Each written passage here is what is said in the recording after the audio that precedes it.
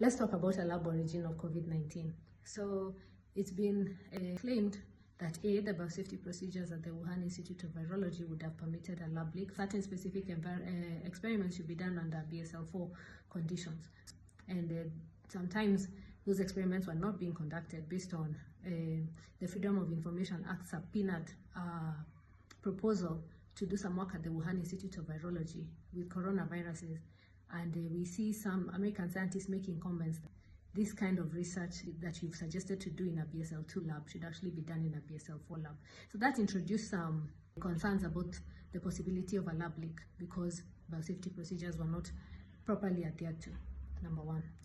But the proof to prove a lab leak theory, where the initial cases should have been people who have some connection to the lab. So either you're working working on coronavirus research, or you work in that laboratory, or you live with someone who works in that laboratory, or have some kind of contact with someone working at the laboratory.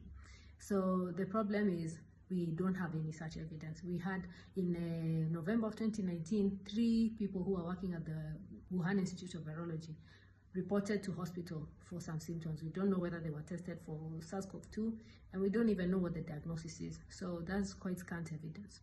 On the other hand, we know that the initial cases of COVID that COVID has a significant proportion of asymptomatic infections. And so just because the cases are not presenting in hospital does not mean that there were no cases.